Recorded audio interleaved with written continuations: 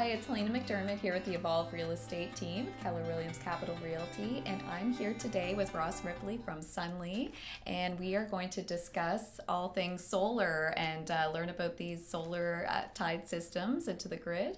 Love to hear more about your company, Ross, and what you're doing here. Awesome, thanks, Helena. Yeah, so I own the franchise rights to Sunley Energy in Western New Brunswick. So Sunley is a solar franchise. So we specialize not in off-grid systems that a lot of people think of when they think of solar. We specialize in grid-tied solar, so for both residential and commercial properties. So grid-tied solar is it's no muss, no fuss solar. It's really using the net metering programs that are available through most utilities to produce your own power and sort of supplement your energy costs.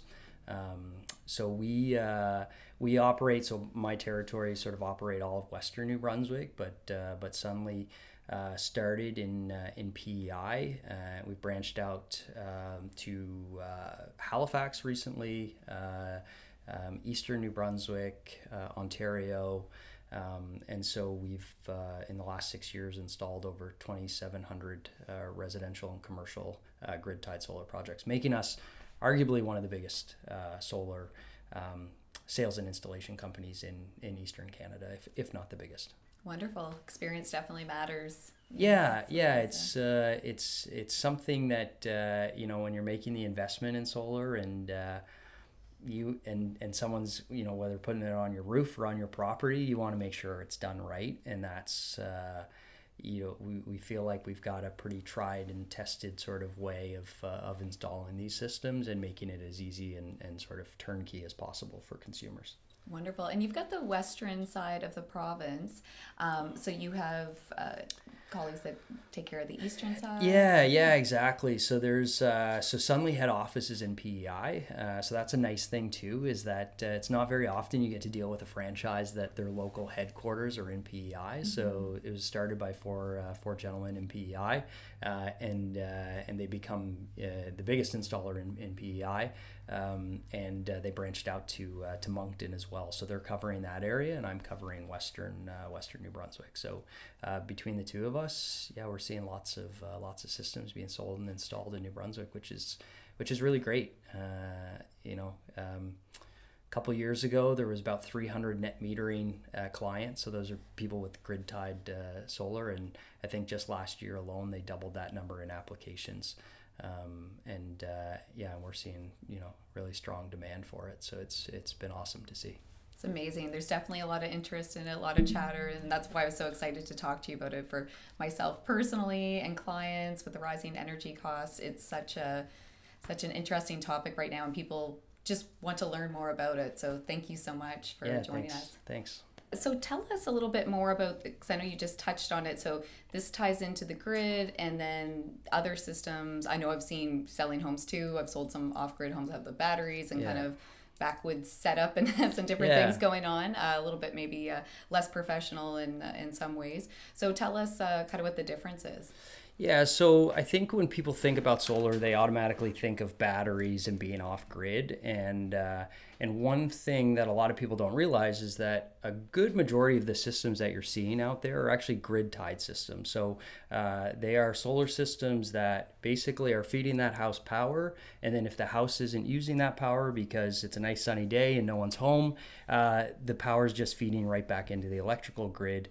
And your utility through a net metering program is basically giving you credits for the power that you're producing that you can draw on later. So there's no batteries, there's really no fuss, no muss, and that's why it's a really attractive option for a lot of people, because I think the fear of solar is that there's a lot of work that goes into maintaining batteries. And if you're not like a technical person that really likes diving into that stuff, there's a fear of getting into solar and saying, what kind of project am I taking on here? Whereas grid tied is really, you set up the solar system, ties into your electrical panel, and really that's the extent of how complicated it gets. Okay, that's great.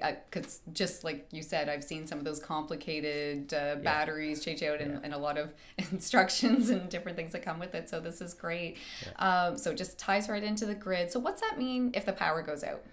So with that, like there are some safety considerations with grid-tied solar, and one of those things is if the power goes out, you don't want energy feeding back into the grid if there's a line work or whatever on the line. So the system does shut down when the power's out. This really is this is about controlling your energy costs, producing your own energy. It's not a backup system for when the power goes out, which is what you would find in like a grid-tied batteries or an off-grid battery system. Is really what you need for the power to go out. So we still recommend that people have generators, have whole home solutions, and the solar's there to really sort of, for 99% of the time when your power's on, it's going to be working. It's just the 1% when your power's off that the system shuts down as well. In your target market, really, it's not like there's a lot of outages anyways. This is really about the savings, right? Which is what everybody's really trying to do. They're kind of two different scenarios. Yeah. It's just I think what people think of when they hear solar sometimes, right? So yeah, exactly. Yeah. You're really, with one system, you're trying to be totally self-sufficient. Off-grid, power goes out, not my problem. With grid-tied, it's really around owning some of your electricity production. So instead of buying all of your power from the grid, really supplementing it with your own solar system.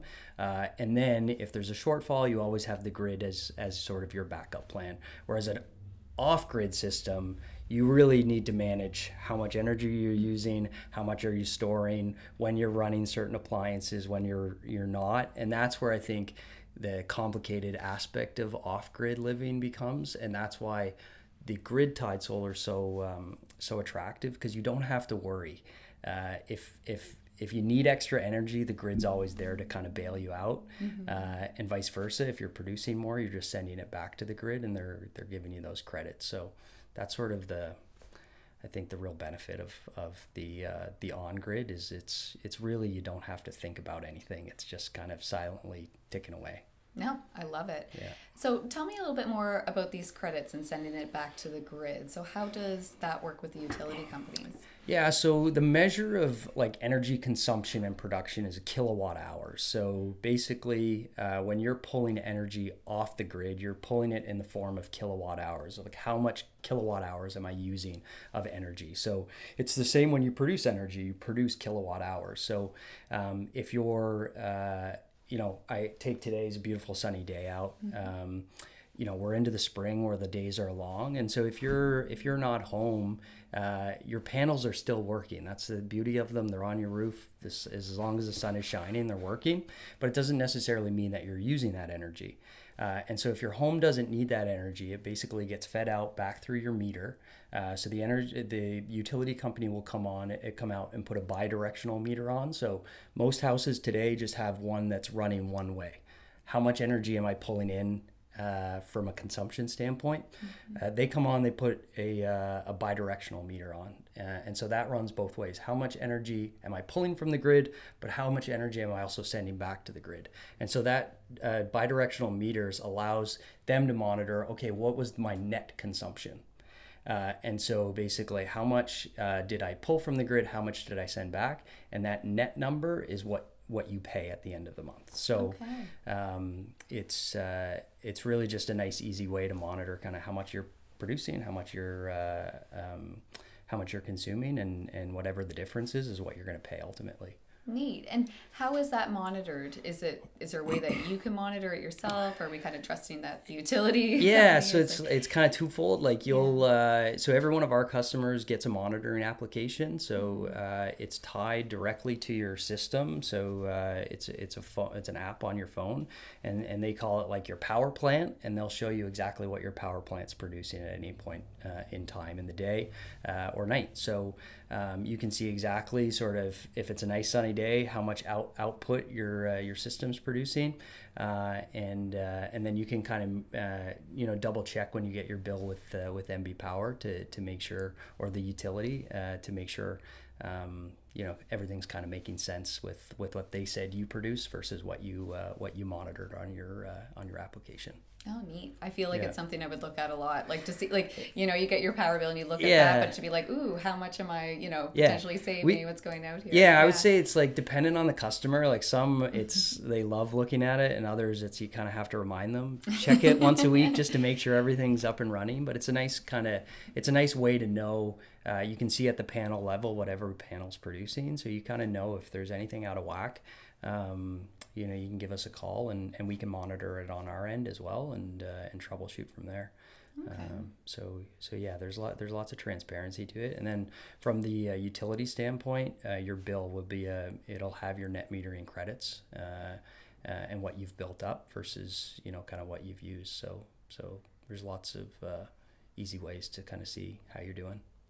And is that like the credits, are they kind of dollar for dollar what you would pay versus it's not like I know I heard somebody mention, it's at a discounted rate or whatnot. Is there any truth to that? No, so NB Power's current net metering arrangement is quite, I would say it's quite fair.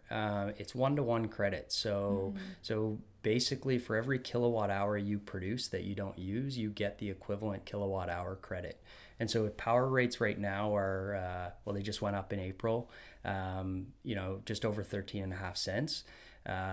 You get, when you pull that credit in, you're getting basically a discount of 13.5 cents on your bill because you didn't have to pay for that energy. So there's no monetary value to the credits. You can't build a system that produces 150% of what your energy consumption needs are because you would just be giving 50% to the utility. Like you don't carry it forward. Okay, so it doesn't carry if you had say you were away for a month and you weren't using any energy and yeah, exactly. Yeah. So it runs in a yearly cycle. So it's a billing cycle from April 1st every year to March 31st. Okay. And the nice thing about that is because it starts on April 1st, that's really when your solar production is going to start. Mm-hmm. You're going to get 75% of your solar production from April to September. And so the idea is that you build up those credits, those long, sunny summer days, you're building up all your credits and then you're drawing them down in the winter. And then ideally on March 31st, you would use your last credit and the clock resets and you start building your credits for the following year. So while you can't carry it forward, it's not like every month you lose those credits. It does work on kind of on a yearly basis. Say you had a second property, like a cottage, apartment, something like that. Can your credit, and it's both in your name, are you able to use the credits there, or is that? No, so it's a good question because we get a lot of properties where there's like an outbuilding, a barn that's got a meter, and then you've got a house that's got a meter. You can't swap credits between the two. The only ones that are allowed to are registered farms. And that's on sort of like a not a guaranteed basis. You have to ask for permission from the utility. But in general, you can't kind of swap between kind of which one makes more sense in any given month. Yeah, you got. No, I didn't think so, but worth a shot at. Yeah. No, it's a good question because we do run into that fairly often. Yeah. Wonderful. Okay, so understand more on the credit system. So is there a guarantee that the utility, like, is there an agreement that's signed or anything? Can they? Yeah. You invest in the system? Can they change their mind? Or? For sure. There's a net metering agreement. So part of sort of the paperwork of getting your solar array set up and onto the grid is an agreement with NB Power. So there's certainly, it's like any agreement, they leave it fairly open to changes and stuff. It's their grid. Ultimately, they get to control what they do. So there's no guarantee that it'll always be 1-to-1. What we've seen, we can only sort of kind of gather what we've seen in other provinces that have changed net metering programs, and generally there's grandfathering provisions is what we've seen. Can't guarantee it, but what's happened in other places. Our neighbors in Nova Scotia, they changed before you could sell your power back in Nova Scotia. Yes. And they changed that agreement. And anyone that had invested in systems before that were grandfathered for 25 years on that previous arrangement. So I think people understand that people buy these things based on current sort of conditions, and governments and politicians and utilities are, they're not naive to that, and obviously I don't think they want to burn people. So it's nice, you get in when MB Power is 1-to-1. It's a pretty sweet arrangement right now. No, that sounds great. And speaking of arrangements, so there are government, I think, federal, provincial incentives. I mean, they've been working towards all of us being more efficient with a lot of different ways, especially solar. So there's some incentives that way too. Yeah, we've seen a big push. That's one of the big reasons why people are going solar is there's a big push to net zero by 2050. And so it's supply and demand on the grid, right? It's if we want to move everything electric, what happens to electric prices when demand for electricity increases. So right now, to help move people towards net zero, the governments have been offering a ton of rebates and grants for not just solar, but a ton of energy efficiency programs. So you'd see tons of ads for heat pumps on the radio, blown-in insulation. All of these things are eligible for rebate programs, and solar's the same.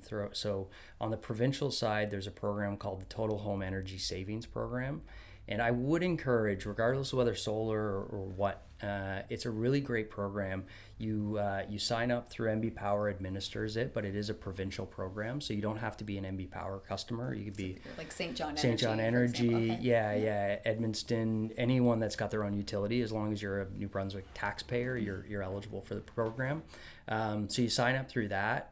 Basically, an energy auditor will come out to your house. These are independent companies, basically contracted by the provincial government to come out, and they do a full assessment on your home, and they'll give you a report. It's $99. They'll give you a report on all of the energy efficiency upgrades you could make to your house, and generally one of those efficiency upgrades is going to be a renewable energy system, like a solar system or wind turbines or anything like that. So through the Total Home Energy Savings Program, on the solar side of things, there's a rebate right now up to $3,000, depending on your system size. So it's $200 for every kilowatt that you install.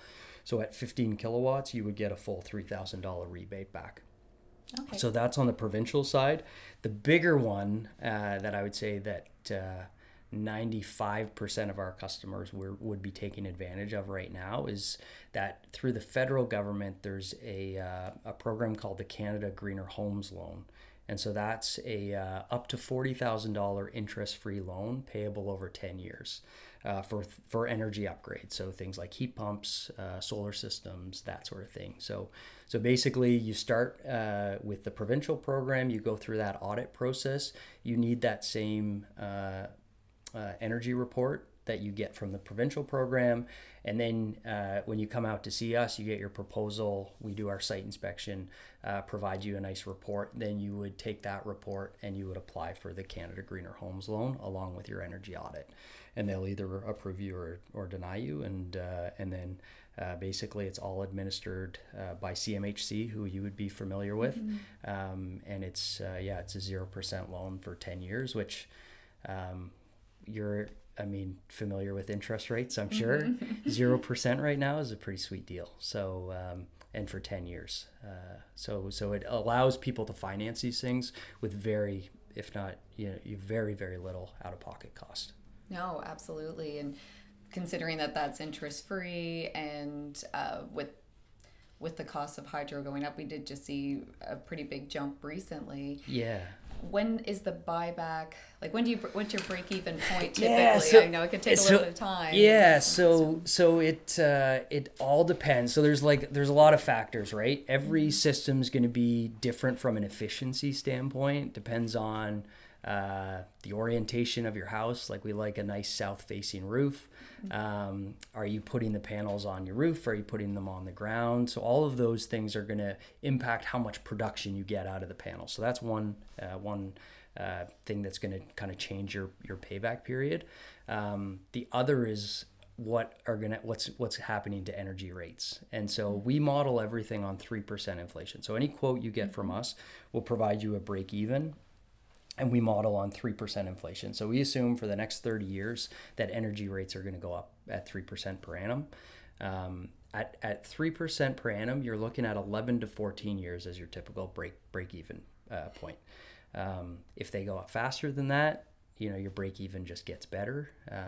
Anything that you can produce yourself, it's energy you don't need to buy from the utility. So essentially, if we do have a few years of 13 and a little bit percent, that payback from 14 quickly or 11 quickly drops to 10 or below. So we like to be conservative and let people make it sort of an educated decision on, okay, if we're just conservative and it goes up with sort of inflation, can I make this make sense? So when you factor in 25-year panel performance warranties and inverter warranties, and a 10-year loan, like you're cash flow positive after 10 years. And then, depending on kind of what happens with power rates, like your break even, you could have a lot of years of sort of free energy. And not to mention, it's an investment in your house too, right? It's yeah. People are looking to be greener and greener all the time. So I think from a buying perspective, it's great to have this conversation, because some people are, and we'll hop into kind of the maintenance and how the system works a little bit after. But I think that, to see that as they see it as an investment, that, oh, that's solar. So, somebody has a system in place that's, maybe they're already 7 years in it being paid for, and you're buying it at the end. Like, it's a huge investment. Yeah, I think, again, it's one of those things, and that's why I was excited to come talk to you today, is because I think there is a real need for people to understand the systems better, because we don't want people showing up to look at a house and saying, oh, geez, I don't want the hassle of batteries and maintenance. But if more people understand that this is grid-tied solar, it's really kind of set it and forget it solar. And you can walk into a house that 50, 75, 100% of the power, annual power bill is taken care of by the system. Like, I got to think that is a selling point for most buyers. Absolutely. I think you'll start to see an increase in value for these homes because of it, instead of as people get more educated, just like you said, and thankfully you're here today doing so. No, this is fantastic. So like you said, the maintenance, people are kind of scared of, okay, batteries, things like that, and where this is tied in the grid. So what kind of maintenance is there? And, very little, like, honestly. So we get the question a lot about snow cover. We're in Canada, like, what happens when do I have to get up on the roof? And I was actually wondering about that. Yeah, and we say don't. Like, literally, so any quote that you get, and from most solar companies, are going to quote you based on a real long-ranging set of weather data. So they're already going to be factoring in days that there's snow cover and all that sort of stuff. So we don't recommend you get on the roof and get rid of the snow off the panel. They're going to melt about 3 times faster than they would on just a typical shingled or steel roof. They're black, they're glass, and they face the sun, so it's kind of the perfect recipe for the snow just to slide off them. When it comes to dust and debris, most of our wind and our rain is going to take care of that. So we really don't recommend anything other than checking your application, like the monitoring application on your phone, once a week to make sure everything's up and running and nothing seems sort of out of sorts.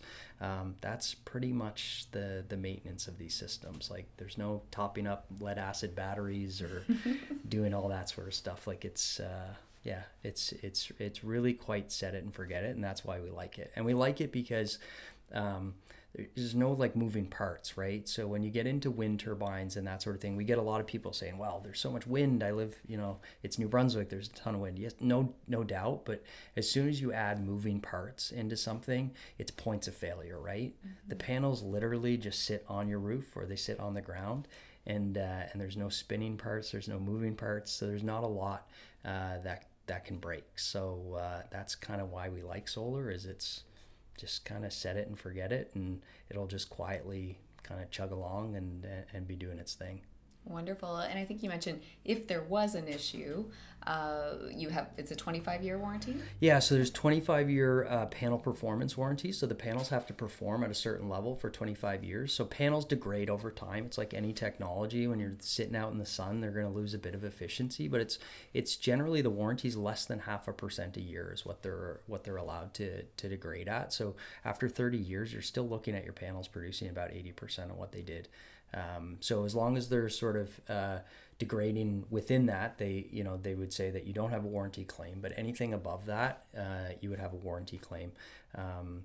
The panel product warranty depends on the manufacturer, but most would be 12 to 15 years for like the physical components of the panels. But there's not that many physical components that can break, and a good chance if a physical component breaks, it's impacting the performance of that panel. And then the inverters, which so when the panels produce energy, they don't produce energy that your home can consume. So they produce direct current. So that has to be changed into an alternating current, which is your outlets on the wall and kind of what you use on a daily basis. So those are inverters that are the technology that do that, and those have a 25-year warranty. So the products have a lot of warranty, and now that they've been around for 30 plus years in Europe, you're seeing a lot of these systems that were original still kind of chugging along today, which I think is one of the cool parts about solar. Absolutely. As much as it might seem newer to some of us, it's really been around. The technology's been here for a long time. It's proven. You're with a company with a proven track record that, with happy customers that have them installed. Yeah. And installing quite a few more here in Western New Brunswick. So yeah. So what is the timeline? Okay, I'm interested for Yeah. sure. And how does it work? So I give you a call, or do I get the energy audit done first? No, we would, it sort of depends on the person and how motivated they are. Like if they want to, we would recommend doing the energy audit regardless of what you're going to do. It's a great just to figure out, okay, what are some of the quick fixes I can make in my house to improve efficiency? Like it's $99, like why not, right? Exactly. It's $99 and it's really helpful, and there might be just some eye-opening stuff that's a couple $100 to fix that's going to save you kind of tons of dollars on your energy bill. So we would say start with that, get your energy efficiency audit done. If you want to look into solar and what it could look like for your home, you give us a call.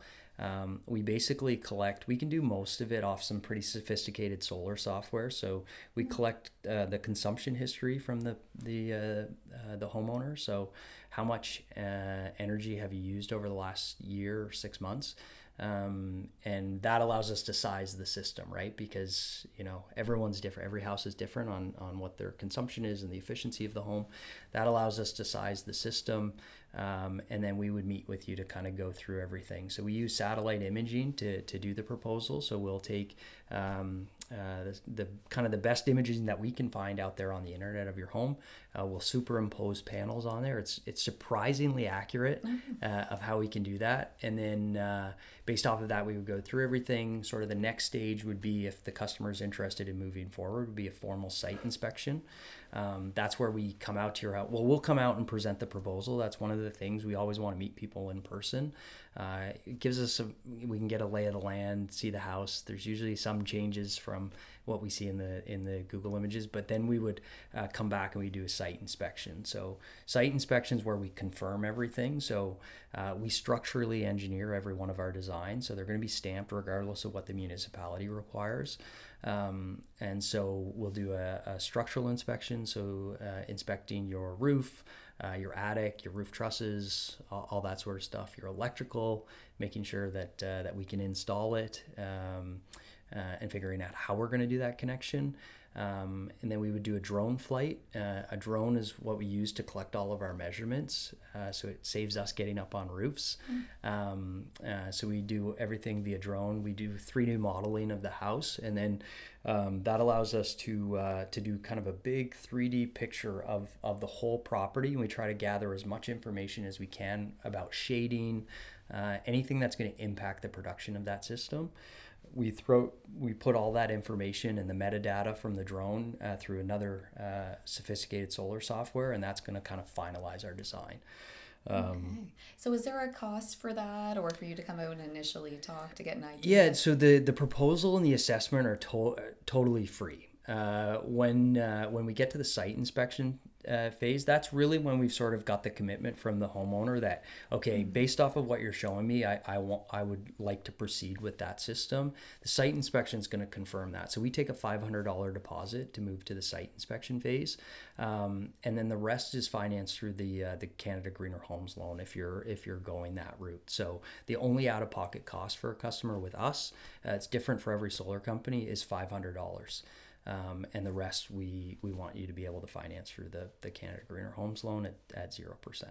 Okay, that's great. So the loan, it's not like, okay, I have to have the upfront cost No. of paying for the system. No, we do that. Okay, so it gives me the gray hairs to bridge finance that, but we want to make it as easy as possible. So love that. So we carry that. So basically how it works is the Canada Greener Homes loan, they'll advance you 15% for contractors. We ask for that as our second payment, but really it's once your loan's approved, you just request 15% and they deposit it in your bank account based off of what you were approved for. We'll invoice for that, and then we don't invoice for the final amount until this system is live. So not when it's on your roof, because that's different from when it goes live. We've got to deal with building inspectors. We've got to deal with the utility and make sure you're hooked up and your net metering is live. And then we would invoice from there. That gives you time to finalize everything with the Greener Homes loan program and get your final payment, and then you can submit the payment to us at the end. So try to remove as many barriers as possible, because that is one of the biggest ones, is where do I come up with the cash for this this system. No, I love it.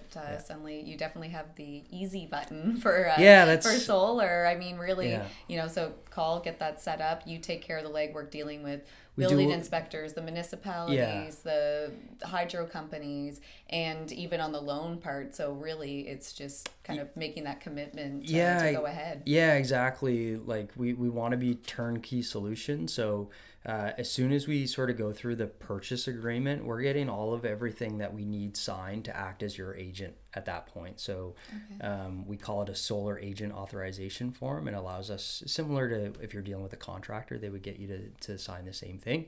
It allows us to act as your agent. So we deal with MB Power, we deal with or St. John Energy, we deal with your municipality, all that sort of stuff. So really, kind of after that initial purchase agreement, there's not a whole lot that the customer has to do other than be there the day that we come to install to let us in. Yeah. Okay, that sounds great. So speaking of that time frame of, when they get up on your roof or on the ground, whatever you decide is the best fit for this particular property, when is it live? Like, when do you start seeing it? So it all depends. Like, we're pretty good. We've done enough of these now that we don't really ever run into issues with electrical inspectors or anything saying, oh, you did that incorrectly. Like, we've got this down to a pretty good science. I would say you're generally looking at probably another 4 to 6 weeks from the time that the system is on your roof to the time that it's turned on and everything's going, because we get up there, we install, and then we have to get the electrical inspector to come out, and that's a couple weeks to get them. And then you need MB Power to kind of flick the switch, and just depending on how busy they are and what's going on, it's that's really not that bad. 4 to 6 weeks with that many moving parts, like with that many people to deal with. I think that's really, from a real estate standpoint, I mean, that sounds like really, that's pretty good, really. Yeah. So that was just that's kind of from when the system's been installed to when it's turned on. That our whole process, we do say it takes about 6 to 8 months from the time you meet with us for that initial proposal to the time that the system's up and live on your roof. And it's because there's just so many moving parts. There's a lot of stakeholders that have to be involved, and you're dealing with loan applications, and while we try to make it easy, there is, every step is kind of a couple weeks, right? You're waiting for engineer stamps, you're waiting for building permits, net metering application approvals, like all of these things take a little time. So, and which is what you're handling, but so it's, on the consumer end, it's waiting. It's exactly. Waiting, everyone's really eager. They're excited to get it up. So I get, and it's like you want to kind of capitalize while the sun shines. So certainly, you know, I always say to people, if we're installing in November, you're probably going to be pretty disappointed with me until April.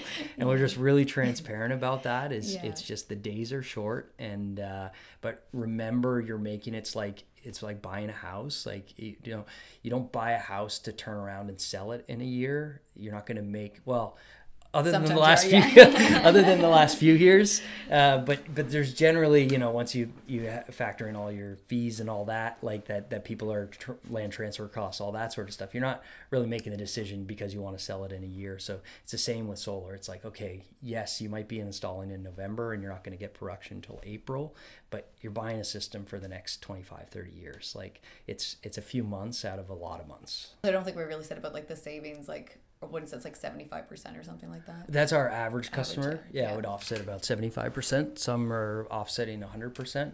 Some are offsetting 20%. Like it's all relative. What I would say to people is focus on the monthly saving or the annual saving that your system's giving, because someone's 100% offset, say it's $2,500, could be someone else's 20% offset is $2,500. You know, it's all dependent on how much you're consuming, right? So I do find that initial reaction with people when you come and you present and it's not I'm totally offsetting 100% of my grid, but it's all relative, right? So if we did want to offset your grid or 100% of your bill, you're going to have to buy a bigger system, and that's going to cost you more money. So it's all relative. Like, I wouldn't say just because you offset 30% that solar is a waste of time. It's all relative. No, that's absolutely savings. And I mean, it depends on what you need and what your consumption is. Yeah. So you're saying on average it's 75%, just like looking at what that would be our average customer would be 75%. Yeah. Okay. Yeah. So, and I guess, again, it really depends on somebody's situation and how much they want to invest in solar and what, if they're trying to get to that 100%. What is the average cost for a system? Yeah, I would say our average, what we see on average, part of it's skewed because most people want to stay within the $40,000. Yes, I was going to say loan, that's going right? to be a huge. And we always give an option on that because we just understand that most people don't want to go outside of that. But I would say our average, if you're looking at a typical residential home in New Brunswick, you're probably looking at $20,000 to $45,000 for a kind of a full system installed, taxes in. Okay. Yeah. It's actually better than I thought. Yeah. Yeah. And it depends again, like, you know, if it's a bungalow versus kind of a 4,000 square foot house, like it's going to be different. If you're putting them, you know, you have roof systems, you have ground systems. Ground systems are more expensive because we have to build the actual racking structure for those panels. So there's drilling that has to happen. There's trenching of wires, all that sort of stuff. So the setup is a little more expensive. You're going to get more production out of a ground mount system than you are out of a roof in most cases, because we can make those ground mounts perfectly south facing. Okay, I was curious about that, like why one versus the other. Is it just that people don't want them on their roofs, or is it like... Yeah, no, you actually, like, your long-term payback on a roof or on a ground system is better. You have a higher upfront cost, but your kilowatt hour production for every kilowatt that's installed on the ground is going to be higher than it is on the roof, because roof, you got to think we're kind of working with what we've got, whereas a ground we can perfectly put those south facing. You can adjust them for the season as well. So when the sun's higher in the sky, you kind of lay them flatter. When in the winter it's lower, you can turn them so they're more vertical. So you're always getting just a better angle. So there's a little more efficiency that comes from that. So is there ever going to be a possibility, or why can't you use batteries if you're like, oh, I don't want to deal with the generator. I love that I have solar and it's tied into the grid, but I do want to have a battery. I want to be open to that. What's that look like? Yeah, you can absolutely do it. I think the reason why we don't promote it very heavily in New Brunswick, we've just started doing batteries over in PEI. There's a couple reasons. So the first and foremost, when you show people the price of batteries, it's usually a stop right there. You're looking at probably, you know, if your system whatever your system costs, if you're trying to build the same in battery backup, you're looking at probably 2/3 of whatever your system cost was just in the batteries alone. So they haven't, the technology is, it's not new, but it's developing, and it's like any technology, it's expensive right now, and we think in a couple of years, we've already seen the prices on batteries drop significantly. But for most people, it's a luxury. And if you're talking about break even, there's really no break even on batteries right now. So that's one piece. The other is building code. And so there's fairly strict building code right now because New Brunswick hasn't adopted the 2024 building code. So in the spring of 2025 is when we're told that they'll adopt the new building code, and that'll be much more friendly to lithium-ion battery storage. So right now it's either going to cost you a ton in construction and a ton in batteries just to put those in. So when you talk about people that are going battery, they've either kind of built special structures for those batteries or they're dealing with kind of old lead acid batteries that require a lot more maintenance. So we've just sort of taken the stance of we'll build all the systems so that they're battery compatible, and when it makes sense, we'll be able to email every one of our customers and say, hey, batteries are here and we're installing. But right now we don't promote it because there's too many barriers right now for batteries. Okay, awesome. Yeah. Great to know. And that it does have the capability for when the time comes from. So you're really forward thinking on that. Yeah, exactly. We really I would say 80% of the meetings I go in, people are asking about batteries. So we're not naive to it, but as soon as you show them sort of the price of it, it usually stops the conversation. So we're building it that it's easily you can switch to them and still be attached to the grid, which is the other thing. Even when you add those batteries, you're not going to be off grid. So you still have the benefit of kind of having that grid as your backup, but having the nice kind of aspect of when the power goes out, you'll have some batteries. But right now we're not promoting it because again, it's just very costly. So for home buyers or people considering building a home, what would you say to them to look for or consider when looking to do solar? So, I mean, the big thing is, a big south-facing roof is ideal. So if you're building, it's kind of that orientation to south is really important. That's going to get you your best production.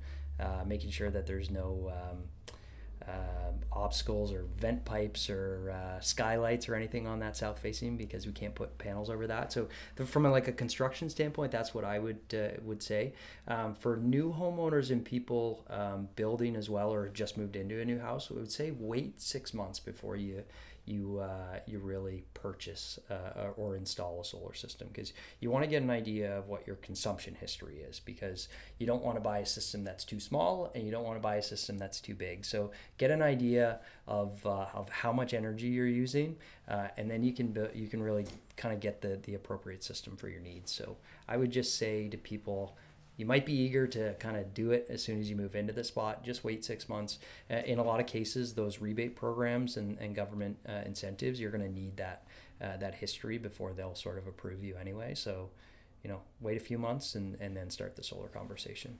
Wonderful. And there's nothing else to consider besides, of course, the south facing is ideal, but for roof construction or anything like that, when you're building that, you're like, oh, okay, I need to have this ability to take on these solar panels. Yeah. So from an electrical standpoint, not really. We can send, if anyone's got, and maybe I can send it to you after, is we've got a bit of a guide for people that are building or buying on kind of what to look for. Great. The big thing, for us, every installer is going to be different on what their comfort level is for installing on certain materials. The only thing we'll install on metal roofs, standing seam roofs, asphalt shingles. We're totally fine with all of those. The only one that we really don't like are architectural shingles, and the architectural shingle companies might not like this pitch, but we just don't like to put holes in those. So that would be the only thing that we as installers would shy away from installing on that. But other than that, I mean, roof materials generally kind of we can work with it. And then, if you're doing a ground system, it's just being aware of where your well and your septic are and that sort of thing. Okay, wonderful. Yeah. Now, from a commercial aspect, so I do represent commercial, different businesses, and they're always hydro costs, depending on what the nature of the business is, can be quite expensive. So are there different incentives or different systems that you would set up for them in contrast to residential? Yeah, so on the residential side of things, generally where we max out is a 30 kilowatt system. On the commercial, we can go a little higher, up to 100 kilowatts, which is a big system, depending on sort of their electrical setup. But on the commercial side, there are some very significant incentives through the provincial and through the federal government right now for people or businesses, commercial properties that want to transition to a more renewable energy system. So through the provincial government, so similar to the residential side, there is a program called the Commercial Business Retrofit Program.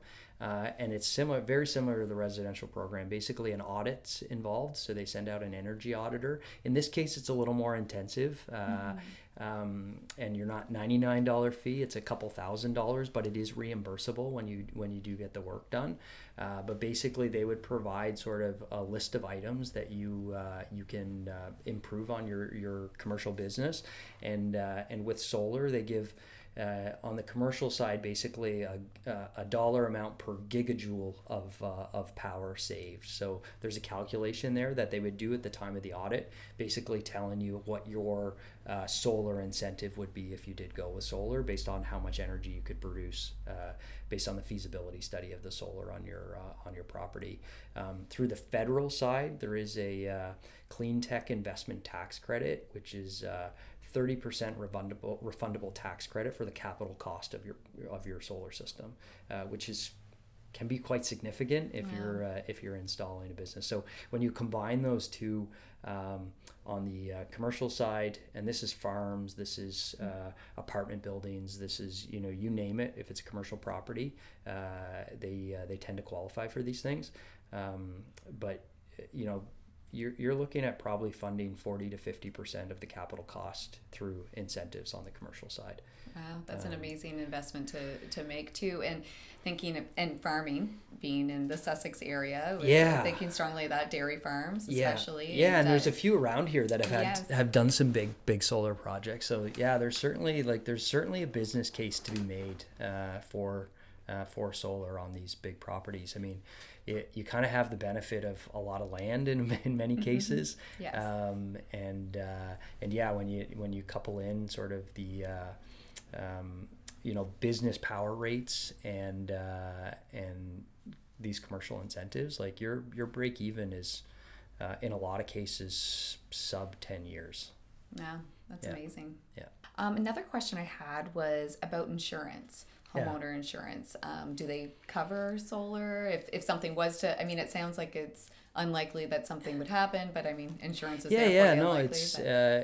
there's certainly, that's why you buy insurance, because when things go wrong, you want to be covered. And so there was an article in a local newspaper here a few months back that talked about someone that was their insurance was pulled because they had gone solar. We would first off recommend it sort of in that first meeting is, once we give you that proposal, go to your insurance company and see what they have to say. 9 out of 10 insurers are going to have no problem with solar. You might see a $5 or $10 increase monthly to your premium. Some, depending on what their policies are around it, you'll see no increase at a certain size system. So what we're finding, every insurer's got different rules. Mm-hmm. We've done 2,700 installs. I can tell you every one of those is insured. So okay, great. So it's not to say insurance companies won't do it. It's just you may have to look around depending on who your insurance company is. But most, it's on a residential property, kind of under a certain amount of kilowatts, they really have no issue with it. Okay. Yeah. Wow. No, that's great. But definitely something you want to kind of check beforehand before the system's on your roof, and then you call them. No, absolutely. Yeah. Too late then. Yeah. Invest in this. Wonderful. Is there anything else that I haven't asked that you would like people to know about solar? No, I don't think, my big thing is, just because you're not seeing it in New Brunswick doesn't mean that it's this new technology. It's like when I put it in context, so we've like in the G20, so Canada's part of the G20, we rank 19th in solar adoption. And that's not because of climate or where we are. Most people say, well, yeah, that's just because we're in Canada. It's like, no, some of those European countries are in the top spots, and they've got very similar clients. Because it's not that solar doesn't work here. It's just we've been late adopters. We're an oil and gas economy. And so we just haven't seen it here, but it is happening sort of all over the world. And this technology is, it's tried and tested for a lot of years. So we've benefited in New Brunswick from very low power rates. I know people would argue with me on that, but 13 cents, that's with a 13% increase last month. If you look to our neighbors in Nova Scotia and PEI, like they're both over 18 cents a kilowatt hour already. And I think Ontario's quite, I know Ontario's higher. We're literally, so BC, Manitoba, and Quebec would be the only provinces that have lower rates than us. BC and Quebec produce all their own energy. We don't.